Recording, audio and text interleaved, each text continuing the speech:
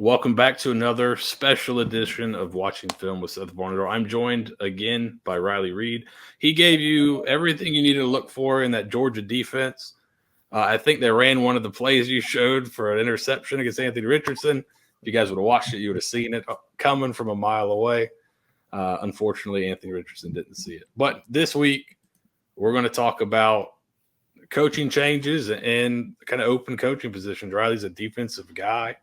A really good defensive mind. So I want to pick his brain about what he thinks about the open position at Florida for defensive coordinator. Riley, what did you think about them making the change there? Is that something you thought it was time for them to make that change? Yeah, I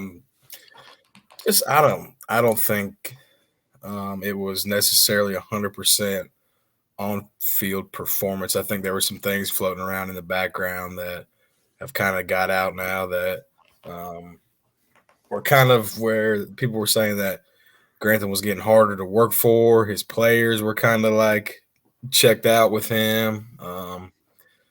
So I think when that's going on, I think it's time.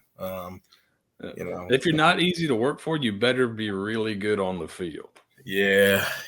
Like, people say how hard Nick Saban is to work for, but he wins. They do pretty good. Yeah. So it might be worth it. You go get your car washed and then you jump back out. Shout out Lane Kiffin. So the job's open now. Christian Robinson's taking over for the rest of the year.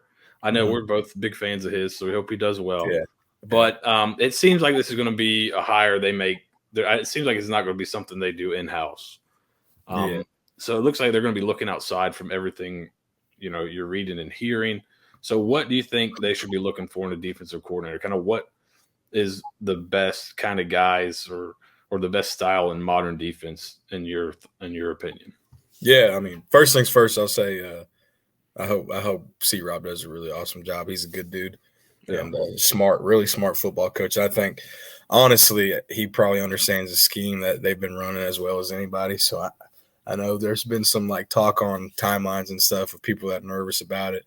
I think he'll be fine. Might be better. You never know. And there's been some different. There's been some rumblings that he's wanted to do different things or recruit certain players or do things differently than what Grantham did, and he kind of got shot down. That could be somewhat because he came up with him. Sometimes you view those guys that come up underneath you. You don't really value their opinions as much, so now he's going to get to show what he knows. And I know we both are really, really big fans of his. So what do you think they're looking for on the outside? Like, what's the best in defense, in modern defense, you think?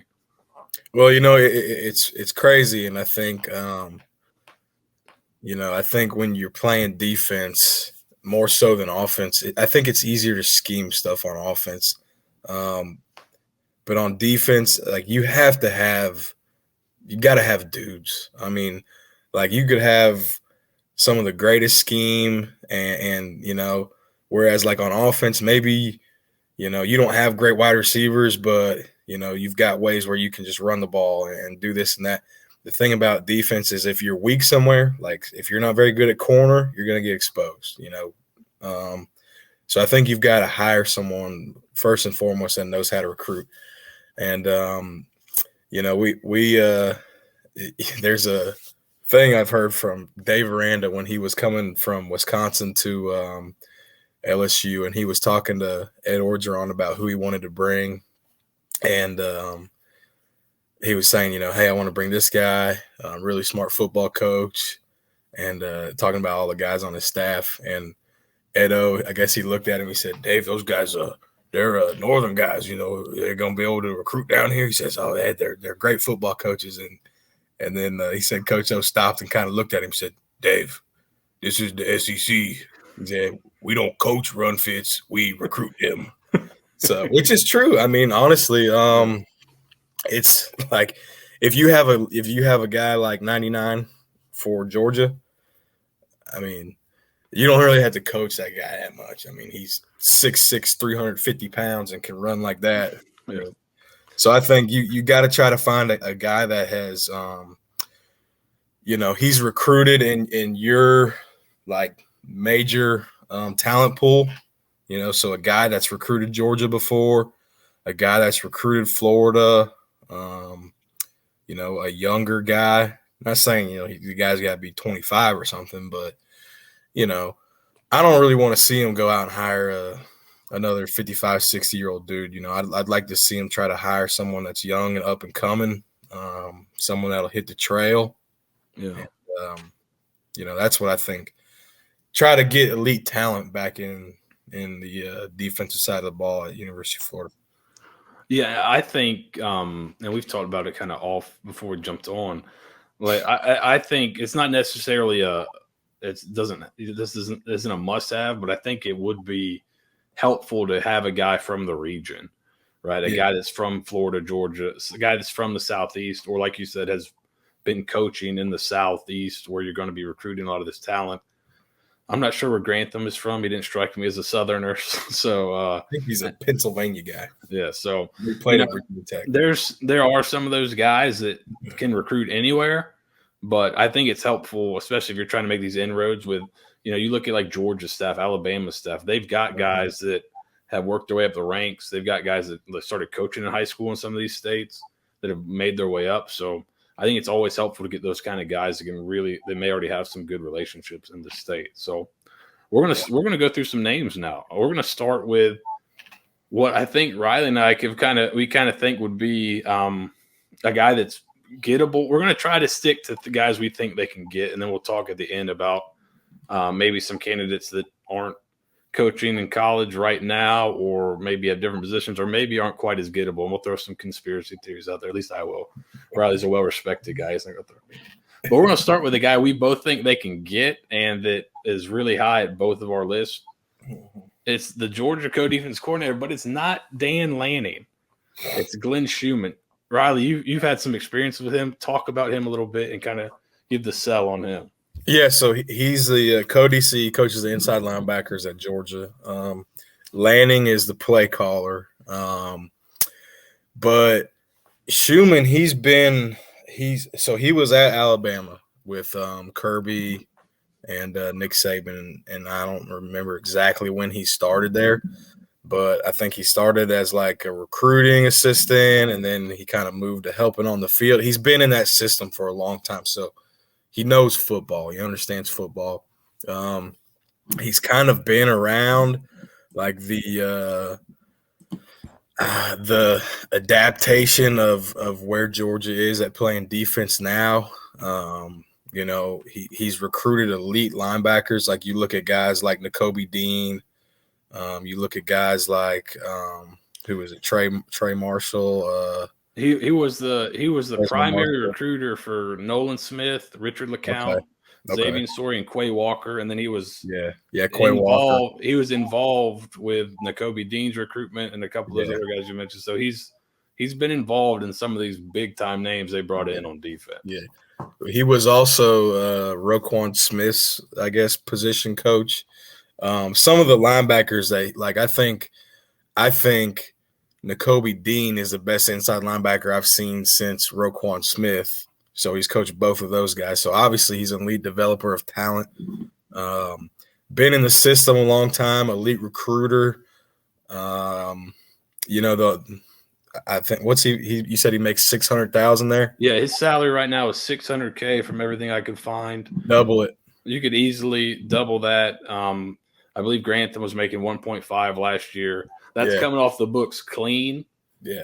Because his contract ended, so there's no buyouts. That's coming off the book clean. You could, in theory, just replace that salary with the new guy and not have any extra cost. You've seen his bio there that like his dad played safety at Alabama and was a college football defense coordinator for 20 years. So this is a guy who's from Valdosta, I believe. So he's a Southern guy. Mm-hmm. He's coached in the South and the SEC pretty much his whole career, and he's been very productive on the trail and on the field. So he would be a guy that if you could get him by just giving him that money, he seems to be the guy that right now everyone's talking about Dan Lanning getting a head coaching job. Mm-hmm. It seems like Georgia's just hoping they'll just slide him up.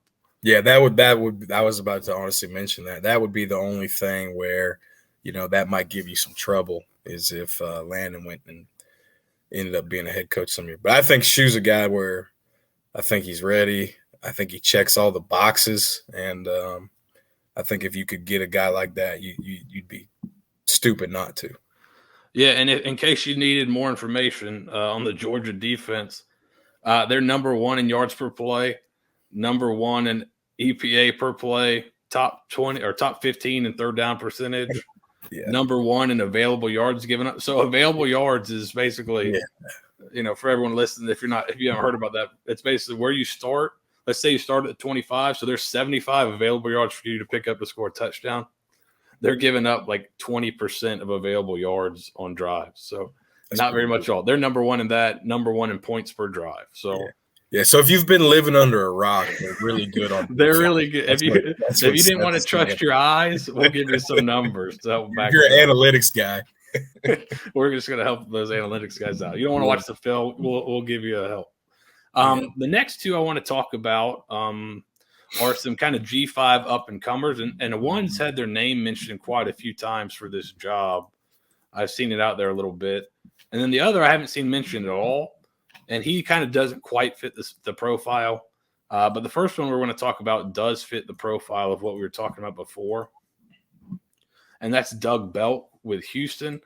I think the only downside with him is that he's only called plays for a year. This is his first year, but they've been really good. Do you know anything about Belk, Riley? Have you heard anything about him? Yeah, I know he's fallen off the Saban tree. I don't know. I can't really read that, but I don't know the years he was there. But I know that GA 2014 to 2016. Yeah, so he spent after he was the secondary coach of Valdosta State, where he is from, Valdosta. So another Southern guy. Yep. So you're looking at a guy that has a pretty good understanding of an elite scheme. You're looking at a young guy that's from the region. He probably hasn't had the same type of recruiting battles, I guess. So it's maybe he doesn't check that box yet, but feel like he's a guy that probably would with his ties.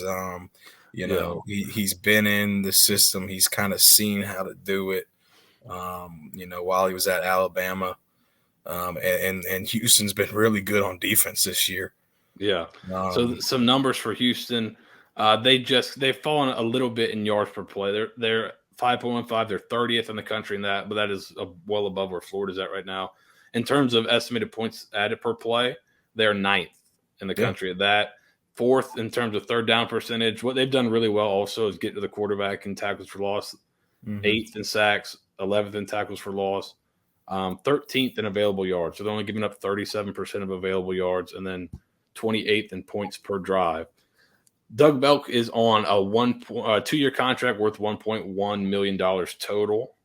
So again, this is a guy that you could go get with money without having to kind of break the bank. I think you could give him a healthy raise and kind of let him come in and prove himself a little bit. Went to college in Carson Newman, so he's got ties to Georgia, Tennessee, coached in Alabama. He's really got ties, and now Houston, he's got Texas ties as well. So he's really coached all over the South. And like you said, I think if you're in Alabama, if you've been in that program, you understand how important recruiting is. Yeah, those guys seem to get it.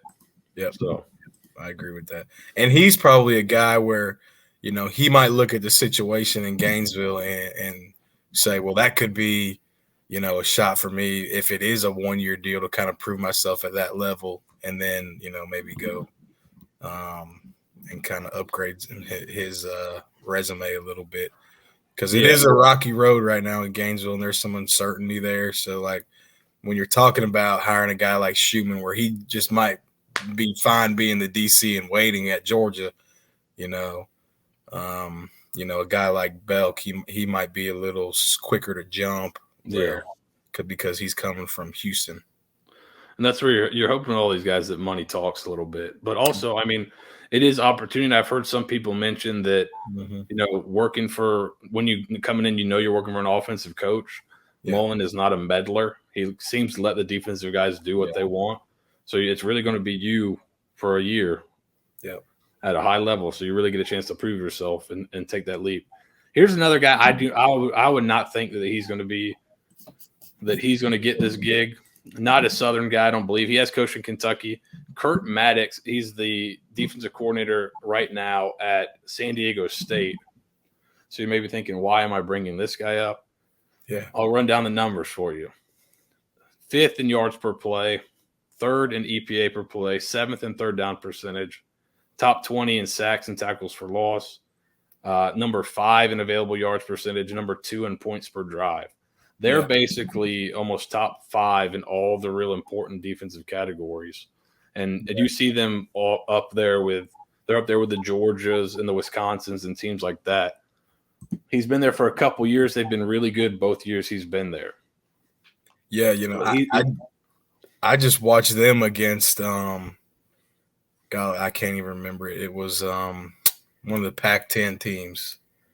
They played Utah pretty tough early in the year and beat them. It was more recent. Shoot, they just beat someone in the Pac-10. I can't remember.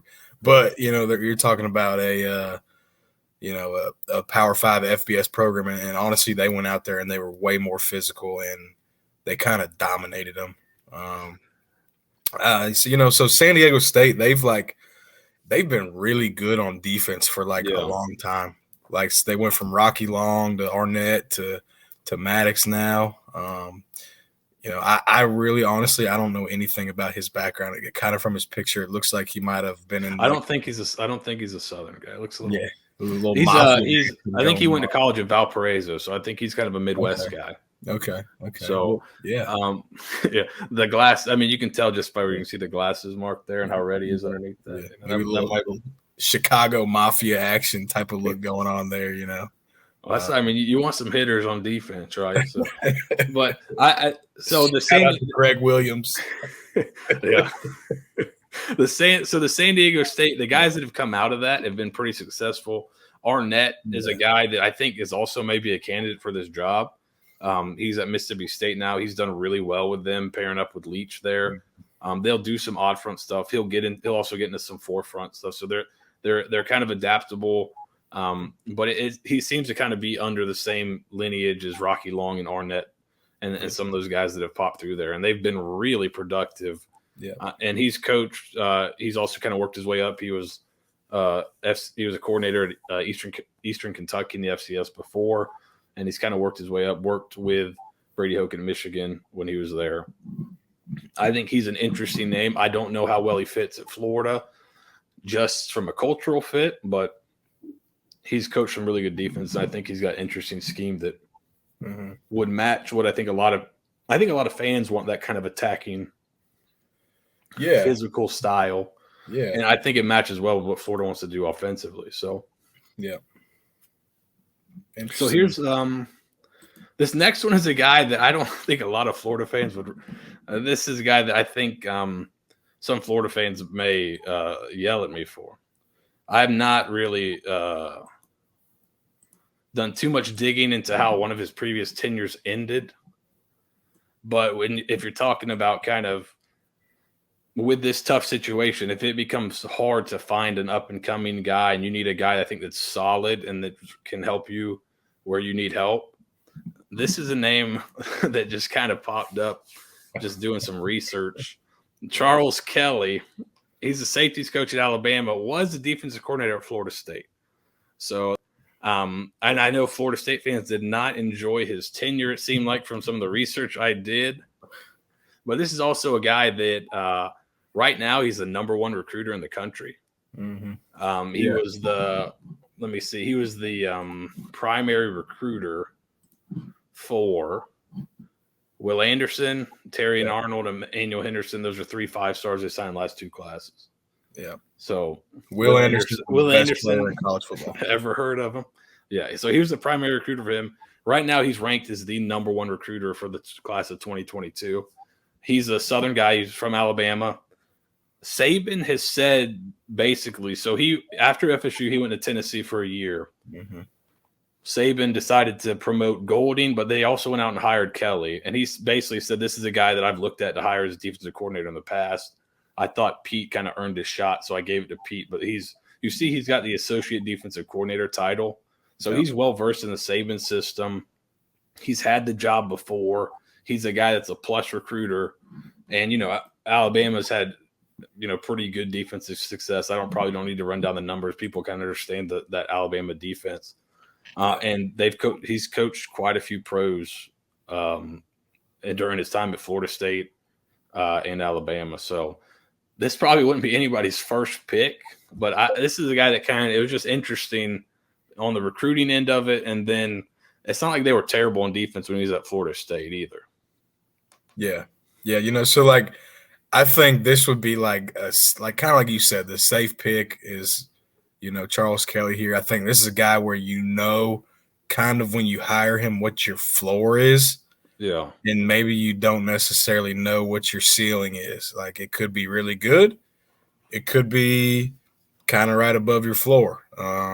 This is one to me that's kind of also if people are a little gun shy with Mullen in that last year, and you just want a guy that's solid and got experience, and that, I'm not sure what he's making. I'm sure, but given the chance to coordinate a defense again, I don't know if Golding's going anywhere. I don't really ever hear his name for head coaching jobs. The only place he would go is if Saban gets tired of him and gets rid of him. It seems. I was going to say that, yeah, because I watch Alabama a lot, and I don't know if I've ever seen Nick Saban chew anyone's ass like Pete Golding before. So that would be like at least once a game. So that maybe it's just because he's getting more like Nick's maybe getting more camera time or something. But so that would be the other side. So he's a guy that Saban has said in the past about that he's a guy that knows his system really well, that he would hire as a defensive coordinator. Yeah. And you see he's got the associate title there. So maybe he's a guy they promote. I don't know, but he's a guy that I think if he's your floor candidate, I think that's a good floor. This wouldn't be my top choice, but if you kind of get down where you need somebody, this guy's a good recruiter. He's got a lot of experience. I think you'd be functional on defense with him. I don't know if you'd be the top defense in the country, but you'd be functional and you'd be recruiting well, which I think at this point, Florida fans would take a defense that was functional and recruited well. Yep. You mentioned a couple other guys. I don't have their bios up, but Patrick Toney is at Louisiana, and then Nate Woody at Army, correct? Yeah. Those are both guys that are kind of a little bit further down the list, but they're kind of doing a lot with less talent, right? Yeah, you look at really good scheme. The thing with them is I don't necessarily know how the geographical or the recruiting fit would be.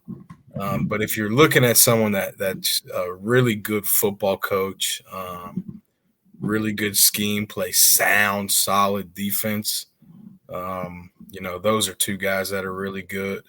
Ron Roberts, you could maybe even throw in there, Baylor's DC.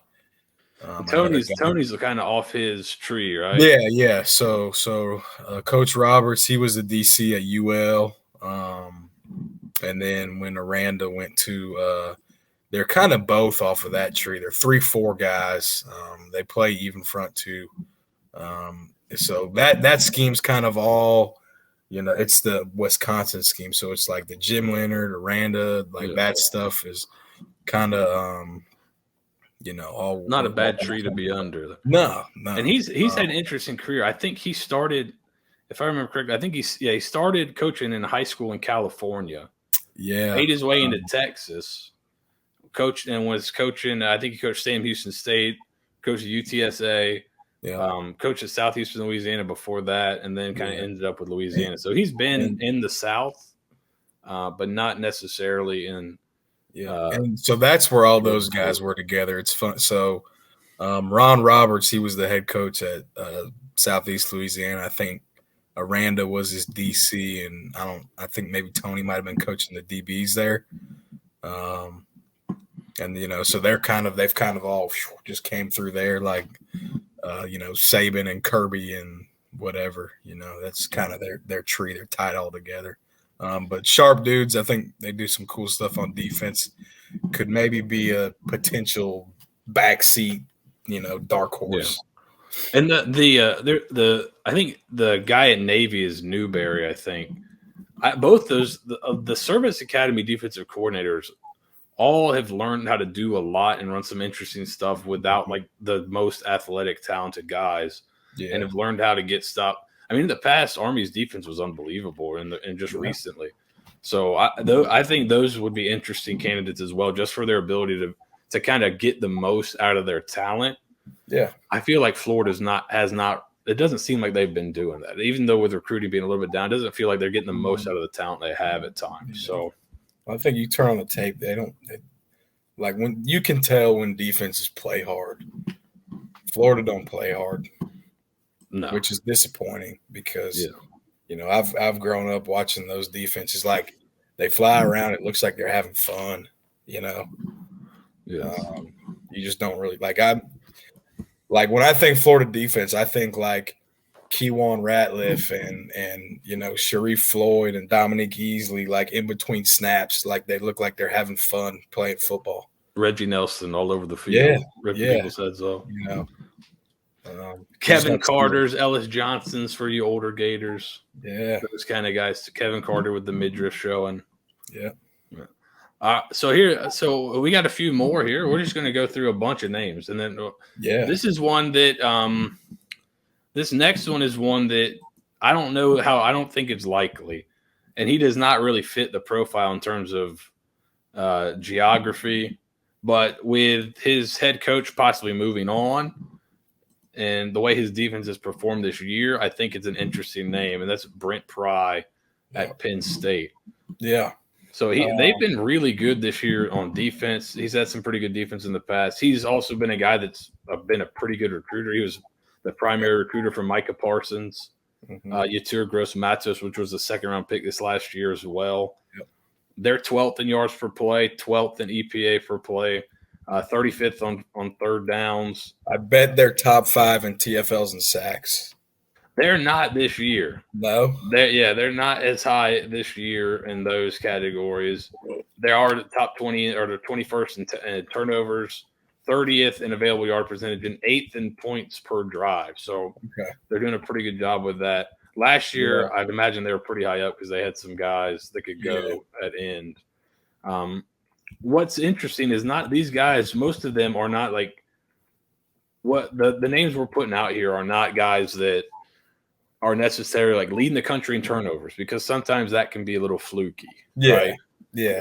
There are times you get 30 turnovers. You're like, this guy's unbelievable. It's like, okay, well, with 5 of them were off tipped interceptions. This guy fumbled. And that's tough to replicate. All these guys are pretty middle of the road in terms of like sack. I think sacks and TFLs can be schematic, but a lot of it is also like player driven. Yeah. You can get a lot of those if you've got those studs. Yeah. And turnovers is, I think there's something to it schematically and how you teach tackling and everything like that. But you're not going to lead the country in turnovers every year, even if you're the best coaching staff in the country. No. So all these guys are not. None of these seem to be flukes to me, like in terms of stats and things like that. But Pry is a guy. If Franklin, I imagine he'd try to take him with him. But Pry's a Pennsylvania guy. Dan Mullen's a Pennsylvania guy. Yeah. There might be some. They might mesh a little bit there. But if Franklin goes out to LA, maybe he's an East Coast guy and wants to stay on the East Coast. Yeah. I don't know. Yeah.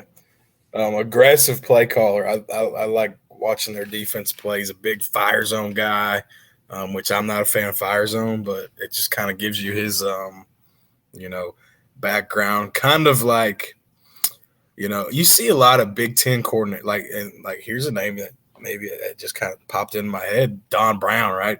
At old Arizona right now. If he could learn how to play quarters, they'd be really good on defense. But I think he's happy with just blitzing. Yeah, he's happy to be there. Yeah. But you see a lot of Big Ten coordinators, man. They're very aggressive in their play calling. And, I think a lot of that might be because of you don't necessarily see the same athletes up there. Yeah, they're not as explosive. Yeah, like if you're fire zoning down here and you have a linebacker as like your match 3 player in the SEC, and that's I don't know what's. I mean, you kind of saw that last year with Ohio State trying to match a backer on like Devontae Smith in the national championship game. Well, the thing with Ohio State is all they play is over. Yeah, they're a little different, but they're still matching trying to match that personnel. It's not the same. They're not even fire zoning. We're going to play with 3 linebackers on the field. So to your point, though, here you got in the last 5 seasons, Penn State's 3rd in quarterback hurries, 4th in total pressure generated, 4th in sacks, 5th in fewest passing touchdowns, 7th in tackles for loss percentage, 9th in fewest yards per rushing attempt. So this is a guy that does like to get some pressure. Mm-hmm. But this seems like they're also sound against the run with having the 9th and fewest yards per rush attempt. So you're not opening up huge run lanes because you're just rushing upfield to try to rush the passer and getting kicked out super easy. All right, so counter debate continues. Countergate 21. It'll never end. We'll be talking about that in 20 years, how they couldn't stop the counter against LSU, and it wasn't just LSU. But I think that would be the one that sticks out for everybody. Here's my 2 conspiracy theory names. These would be Scott Strickland hires. These would be Scott Strickland led. Yeah. Which, I mean, I don't think he's going to have a hand in this. But this is conspiracy theory, tinfoil hat, Seth, that this is how you get these guys. So number 1 is the one I think nobody's got a shot at getting. He doesn't want to leave. Brent Venables. Why doesn't he want to leave? Well, his son plays for the team, and he get paid $2.5 million. Yeah. How do you get him down here? Well, you pay him a lot of money. Yeah. And you also guarantee him that if Mullen, if it goes sour next year, Mullen gets fired. Hey, man, you got the first interview for the job, or the job is yours if you want it.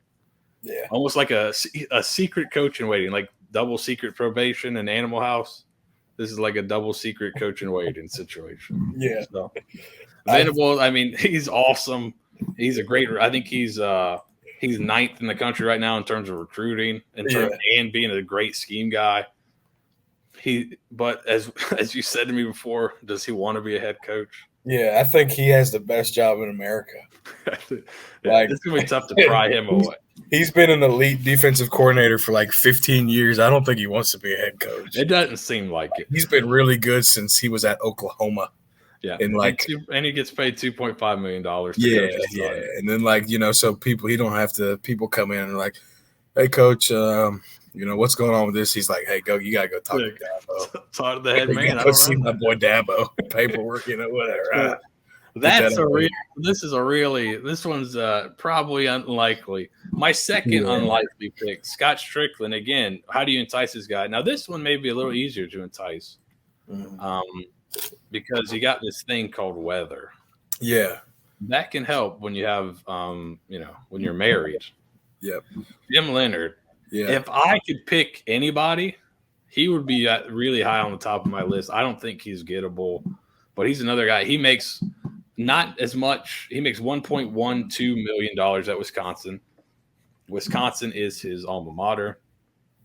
I think he's only coached there. Yep. He's been there 5 years as the defensive coordinator. He's really good. Why do I want him? Number 2 in yards per play, number 2 in EPA per play, number 1 on third downs, number 2 in available yards percentage, number 3 on points per drive. I think they've been number 1 in third down defense for like 5 years straight, and maybe longer than that. They're always so good on third down. So if you're sick and tired of seeing cover 2 on third down, like Jim Leonard might be your guy. Yes, I think it would take a lot to get him here. Yeah. But this is where Strickland gives him the Iggy and gives him the secret promise that, hey, man, come down here with your wife. Look at the weather down here. Yeah. If it goes sour next year, we'll give you a shot, because this is a guy that's going to have a shot soon to be a head coach. And he's probably either waiting for Wisconsin or he's waiting for a big job to open, because he's been that good. Yeah. I'd imagine he'd be a recruiter as well. He played in the NFL for 10 years. Yeah. When you were rattling off those numbers, that's not just like a one-season thing either. No, that's been like consistent. I mean, they've been really good on defense.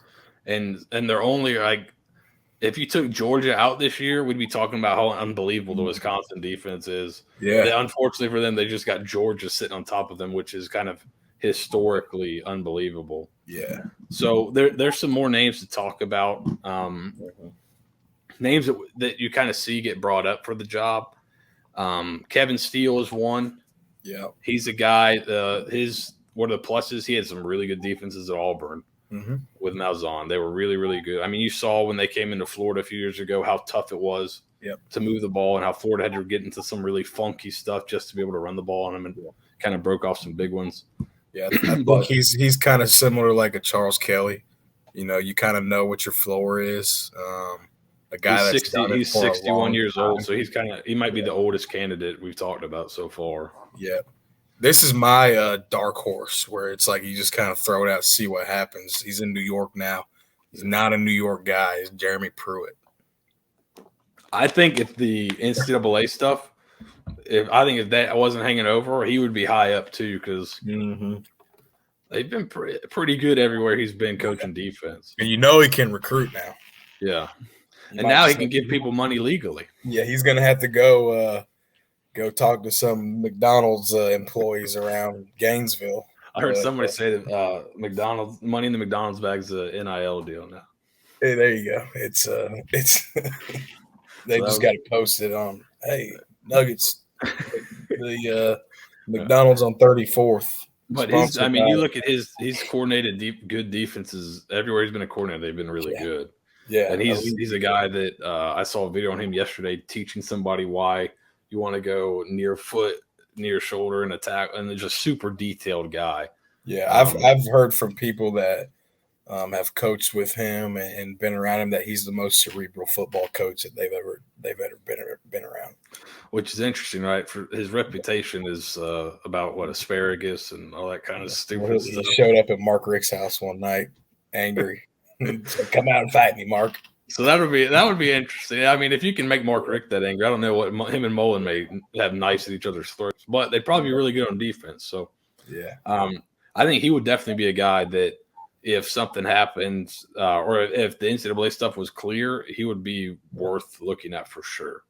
Yeah, because he gets the recruiting. He's from the South. He can coach defense really well. So other names I'm that have been surprised he's not in the car wash yet. Either the Alabama or the Georgia car wash. Yeah, he might get there. I think right now he's suing somebody, so I think they might want to wait for that to settle. He might be suing Tennessee right now. So, but I mean that shouldn't be a disqualifier for Florida. I mean, getting somebody from Tennessee. Don't care about Tennessee. Yeah, who cares? The other name that you see get mentioned a lot, former Gator Juan Manuel. He was a DC in Atlanta. I think he came off the Quinn tree.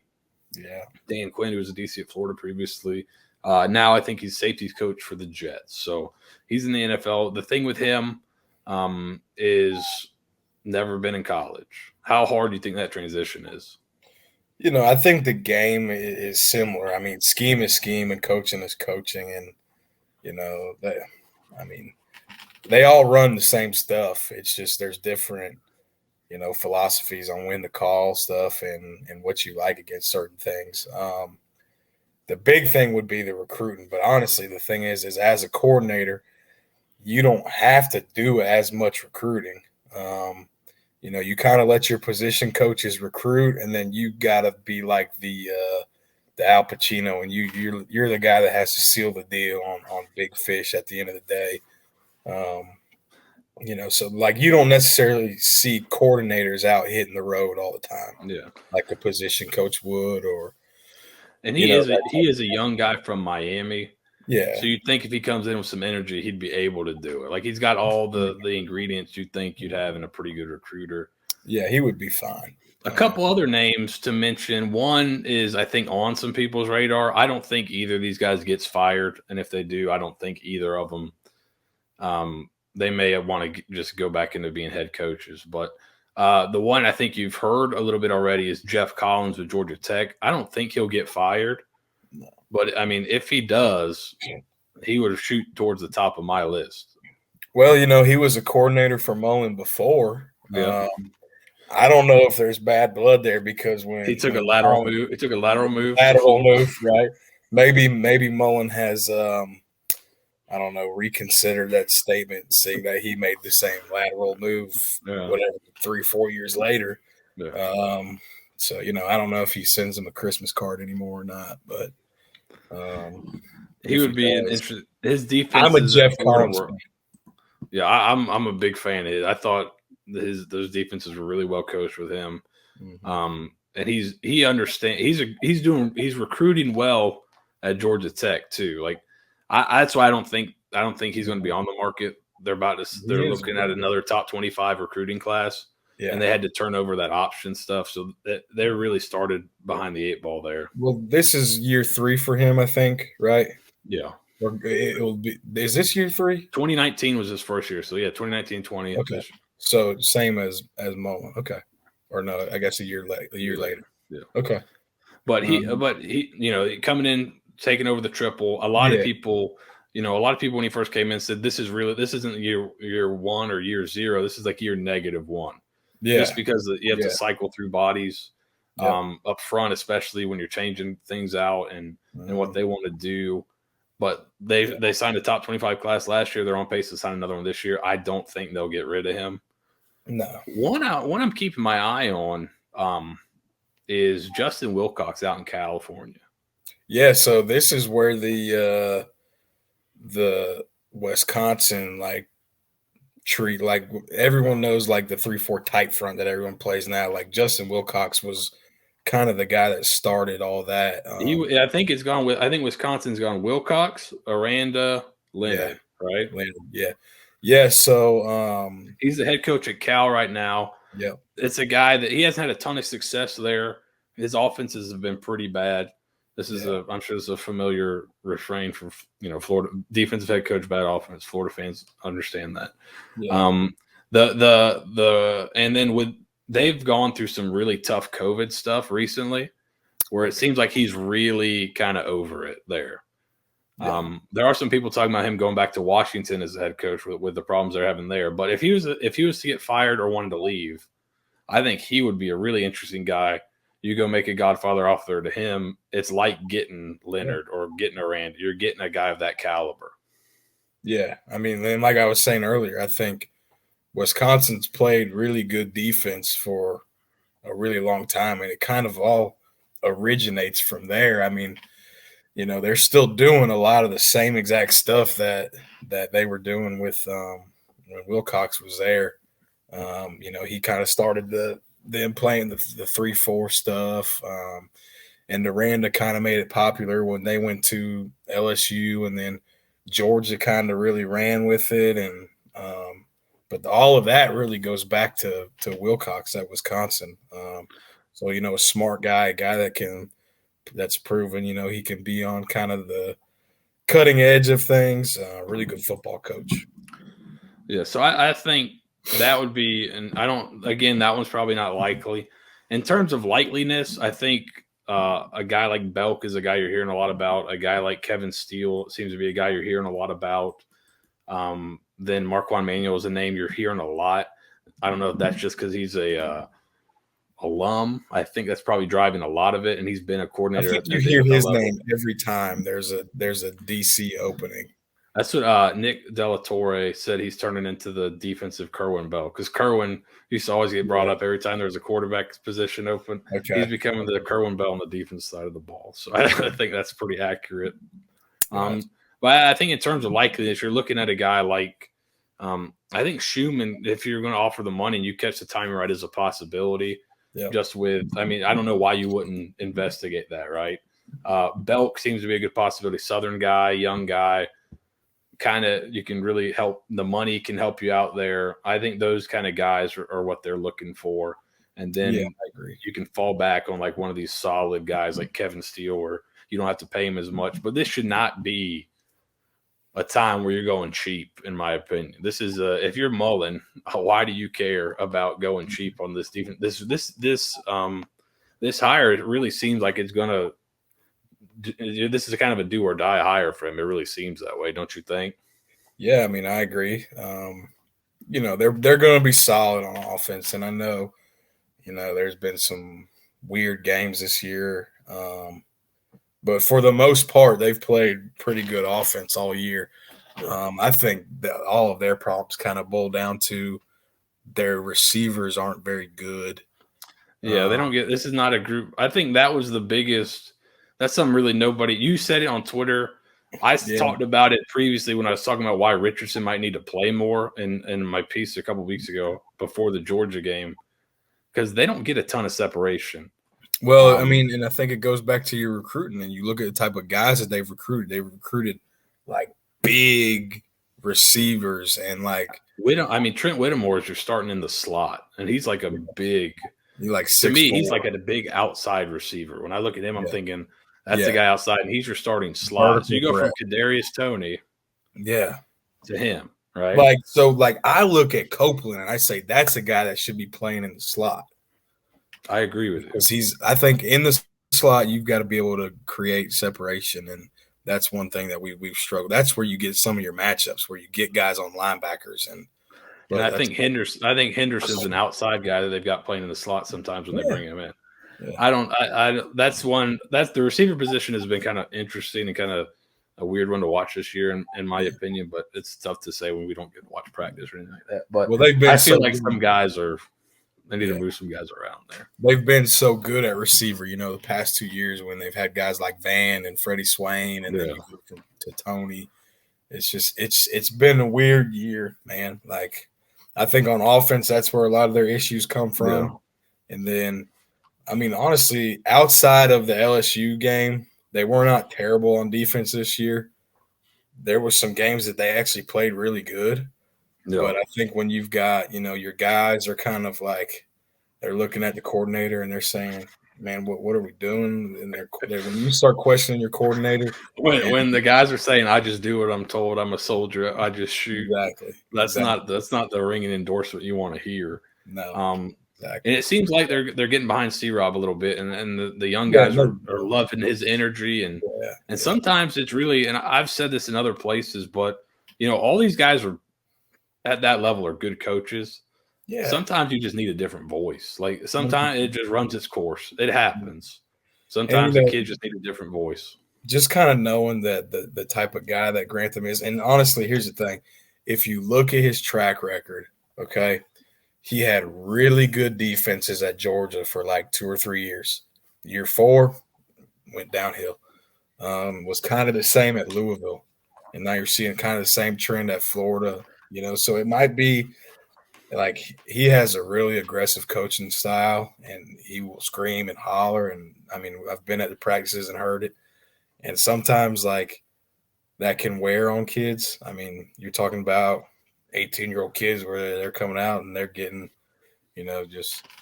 they're trying to learn this playbook that's massive and and they're trying to learn chemistry at the same time and physics or whatever, and they're like, oh my god.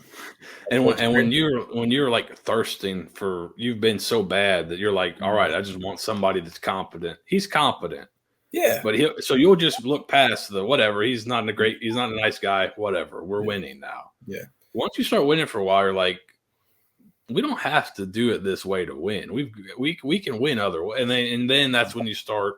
And it's just like you said, his career seems to cycle over and over. Come in real aggressive where you need to be aggressive. Yep. Get them up, and then it just the act wears thin over time.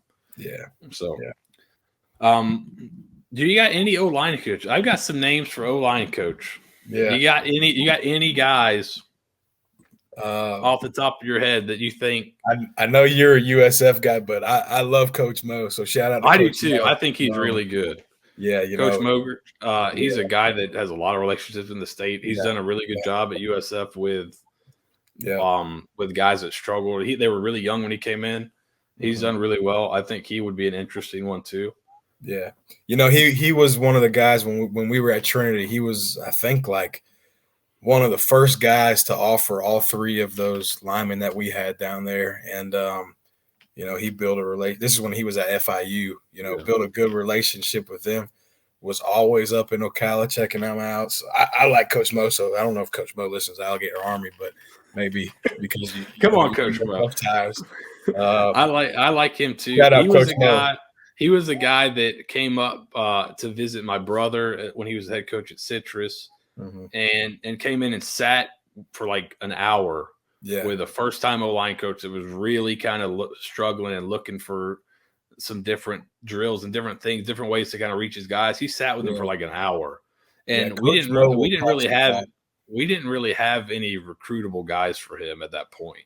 Yeah. So it was just like he's understands how to build relationships with coaches. Yeah. Yeah, he's a good human being, man. He's an awesome dude. I think he would do a great job recruiting, and I think he's a really good football coach. Yeah.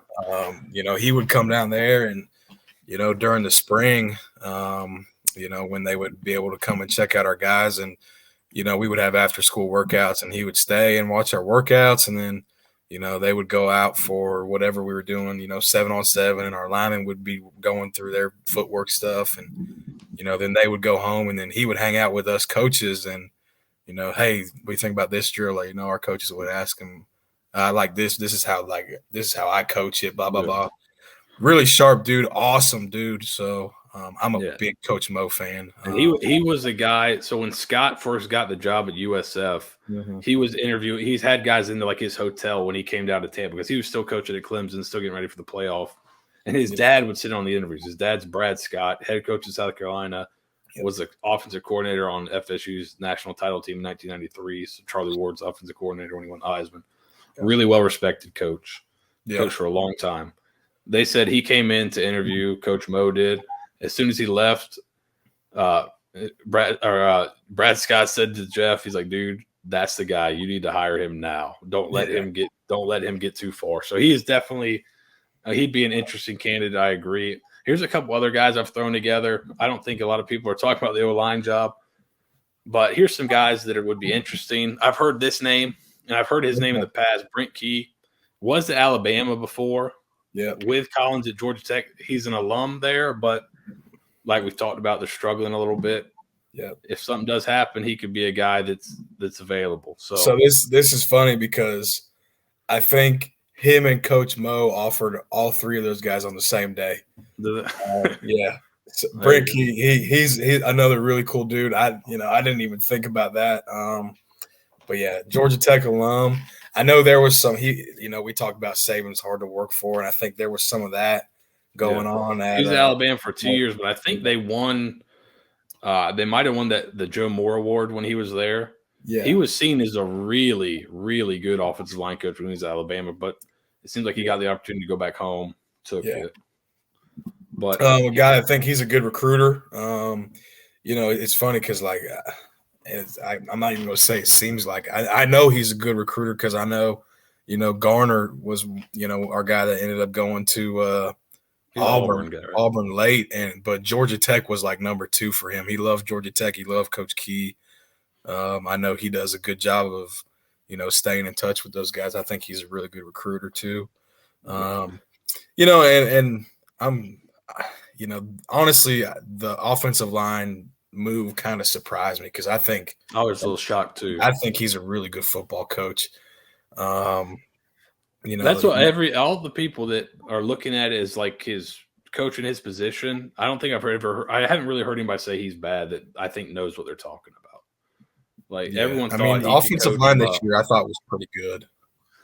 What I guess his biggest issue, he is not a recruiter, and he's actually been almost a detriment on the recruiting trail. So what I've heard, what I've read, he's actually a guy that's lost you a couple guys just with his style. So we've got a story. I won't tell it on here, but nothing bad, nothing that he did that was like.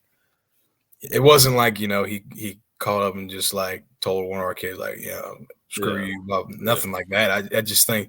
I think we had 3 really good football players down there, and he was kind of late to the table on some of them where you had like Alabama and LSU and everyone in the country had offered one of our guys, and it's the like kid who won the Notre Dame. Yeah, and we had to tell. I mean, we told him I don't know how many times. You need to offer his kid. You need to offer his kid. You need to offer his kid. He's in your backyard. Yeah. And then came in and offered him late and tried to build a relationship with him. Then it was just too late. Too late. So here's another guy just on the recruiting tip. This guy, I don't know a lot about him, but he was high. He was one of the top. He's in like the top 30, top 20 in recruiting right now. In 24/7 kind of for the class of 2022. Coached in Virginia Tech, that staff very well may get fired. So that's kind of why I included him. Not a lot. He's from Oklahoma.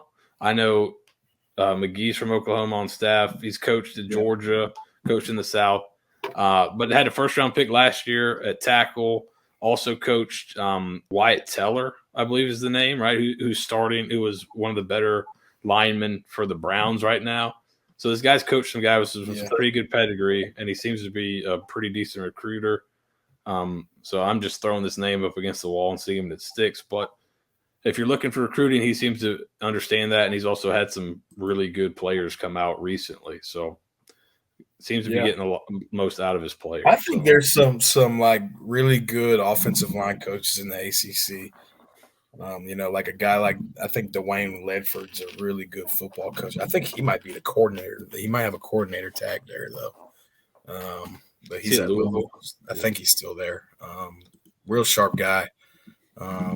We were at a FIU camp down south, and he spent a long time with us talking about certain drills and how he teaches. We were looking to run a lot of outside zone that year, and they're a big outside zone team. And he kind of was just teaching, hey, this is how we teach it to make it easy on our guys, and that's what we ended up. We kind of ran with that. Yeah. We talked to like the guys at Pitt that also run it, and we talked to a bunch of people that run it and ended up teaching it how Louisville taught it. I think there's some really good guys. I don't know who's at NC State, but I know NC State has been turning out really good offensive linemen. I think it might be your playoff opponent. I think it might be his brother, Wiles. I think he's on staff at NC State. Right. Yeah, I know he is. Interesting note for you, line coach, but I think he's up there. I know he's done some stuff on the lines up there. But okay, here's another name I think is interesting. That a little bit for his background. Eric Mateo. He's at Baylor now. He was the line coach at BYU the 2 previous seasons. What I thought was interesting about him and his background is that he was a GA for Sam Pittman previously. Okay. Yeah. So he's worked for Pittman, and there was one other name that he worked for that was interesting. He actually got named tight ends coach at LSU for a minute. So he's worked in the SEC for a little bit, but he kind of followed more the coordinator there around the Grimes. He was kind of linked up with him. But he did work under Pittman in Arkansas for 2 or 3 years. So I got you. That's never a bad guy to work under in the offensive line group. Yeah.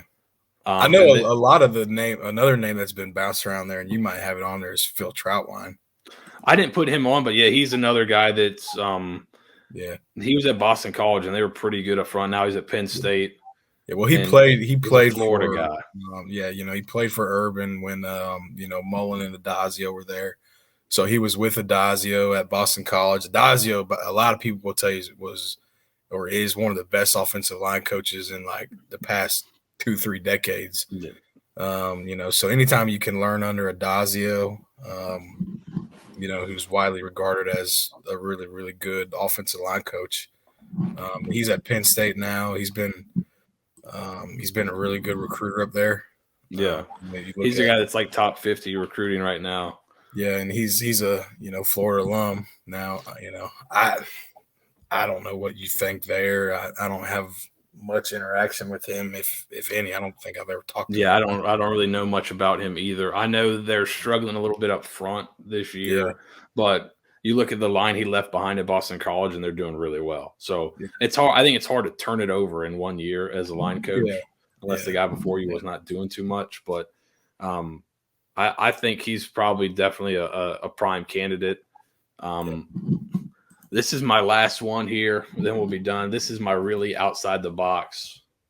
But this is a guy that has not been a line coach yet. He's been an analyst at the college level. He's been an assistant line coach in the NFL. He's from the South. He understands the SEC. He's got quite a pedigree. Kevin Mawai. Oh, okay. Because why not? He's been an analyst at Arizona State for 2 years. Yeah. It seems like he's just trying to dip his toe in. He's now the assistant offensive line coach for the Colts. Colts have had pretty good line, and he's also was an unbelievable player. in the Hall of NFL, and he's from Louisiana, went to LSU. So you got a guy that understands the region. I bet he would recruit really well because he seems like a really every time you see him interview and everything, seems like a real genial guy, really nice guy, and that kind of that experience. I think it lends itself well on the trail. Yeah, so, and this is my real outside dark horse. I think it would be a great hire. I don't know if he wants to be in the college game, but he was an analyst for looks like 3 seasons. So yeah, I know Arizona State when Herm, right? Coach Edwards. Yeah, he took a bunch of NFL guys down there with him, and they kind of like burned up the recruiting trail for like a year or two. And I don't know if it kind of fizzled out or whatever, but he was part of that. Yeah. So and then after this last year, he's with the Colts. So he's just an interesting name. You're thinking of guys from the South that you want to put a guy with some gravitas on staff. That would be an interesting name. But I think Troutwine is probably, I would imagine, in most people's eyes, is the leader in the clubhouse. Yeah. But he's got a pretty good gig at Penn State too. So if that staff doesn't move, if you go Mawai, you might there might be a little more when there's some backlash about throwing it 10 times in a row. Like he might be a little more convincing. Like, hey, you say, hey Dan, can we run the ball? And there might be a little more behind that from a Hall of Fame center. I think his word would carry some weight. No pun intended. I was saying more of like, hey, you might get choked. If you call a pass here, I might choke you out. You might get choked out. That type of thing. He's headset talk. He looks like a freaking killer himself. This is not a dude to be trifled with right here. No. And he was an unbelievable player. So I think I do not Jets, right? Huh? He played for the Jets, right? I think he played all over. I think he played with the Titans for a long time, then the Jets. Or other way around, Jets and Titans. Okay. So, yeah, Hall of Famer 2019, 7-time All-Pro, 8 Pro Bowls. That means All-Pro means you were the best player at your position in the league. 7 times. Yeah. That's impressive. NFL All-Decade team. Yeah. 5th most starts ever for an offensive lineman. So, you want some pedigree? Yeah. With a guy from the South, there you go. I don't know why LSU wouldn't be in line to hire him, but maybe he doesn't really want to be in the college game, but hey, it's worth a call, I think. So Riley, what do you any last thoughts on these coaching positions, maybe where Florida's going forward? Are you predicting a Stanford upset this week? They're air raid, aren't they? Is that Hatch, right? I think so, still Hatch. Yeah. Air raid. Ooh. That's gonna be see Rob, have fun. Welcome. Welcome to the party, buddy. Yeah. Here's the air raid. Yeah. So I don't know. I just the big thing I want to see this week, I want to see him play hard on defense.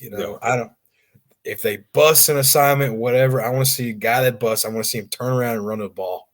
If that means that you have to play, a bunch of freshmen, I don't care. I want to see people that want to play, that want to be there, that want to run to the ball, and that just want to play hard.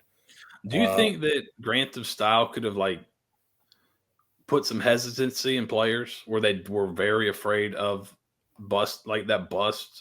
It could. I mean, when you're talking about, we start playing a little hesitant. You're talking about a extremely advanced level defense. I mean, there's a lot of calls that they have in there, and I don't know how much they're really taken into week to week. Because he seemed here's one thing is they always seem really vanilla on 1st and 2nd down, and then on 3rd down you'll get some funky stuff. They did that kind of anonymous questions with SEC coaches. Yeah. And one of them was all Grantham wants to do is draw up 3rd down packages. I think, Does that track with kind of what you see? Yeah. I mean, they've got, if you turn on their 3rd down, they have 800 ways to get to cover 2. That's what it is. 800 ways to rush 4 and get to cover 2. And every now and then they'll drop 8 and they'll play zone cover 2, not man match cover 2. They'll just zone everything up, and the wide open play where that has been all over Twitter where the dude, he's taking a nap and trimming the hedges in the stadium, that was cover 2. But here's the thing. Everyone knows that they're getting cover 2 on third down when they play Florida. Were they trying to play like Tampa? It was Tampa. They ran basically post wheel. Yeah, I mean, vert switch, whatever you want to call it. And the safety jumped on top of the wheel, which in my opinion, I don't think was right. I think the corner should have taken the wheel, and then but it looked like it was zone cover 2, and I think the safety just got way too wide off the aisle. And then the backer, instead of carrying the pipe, jumped on top of a tight end in front of him, right? Yeah, well, the pole runner, the Tampa middle runner, whatever you want to call him, the Derek Brooks. I mean, he gets to 15 yards, and he opens to the 2 that runs right in the back of the end zone. I don't know what he's looking at, but he opens, and I probably guess he could have saw him, and he just shut it down at 15. And this one, cover 2 sucks. Well, I don't think we've played a snap of cover 2 this year where I'm at. It's just not great. It was really good when you used to see I Pro, and you could run Monty Kiffin made a living doing it, right, at Tampa Bay. And Brent Venables made a living doing it at Oklahoma, just playing over Power 2. But they didn't have 2 dudes out there where you're just playing zone. And it's well, hey, the safety, I know you've got to take 1 and 2 vertical, bro. It's figure it out. Good luck, buddy. Yeah, it was great when there was a tight end, and that was it. That helps. It makes a little difference. Personnel makes a difference, right? Yeah. Well, Riley, thanks again for jumping on. I think this is probably a more wide-ranging discussion of candidates than you're going to see in other places. We got into the weeds a little bit and even got into some conspiracy theories, but I appreciate you coming on. Good luck in the playoffs. Riley's got a game to get ready for. I'm taking him away from his prep. Yeah. Well, we're prepped. If I got to change anything now, I did a bad job watching. It's too late by Thursday. Saturday and Sunday. The Oa's in the barn now. So good luck tomorrow. I appreciate it. You guys keep advancing. I'm going to try to get up to a game there. We're going to try. You're in the area. Is it? You guys are at home tomorrow, right? We're at home. We're in the jungle. So Union County. Everybody's 0-0 now every week. Just trying to stay alive. Go out and support the Union County Tigers. I even wore my yellow tonight to support them. So. Hey, I appreciate it. It looks good.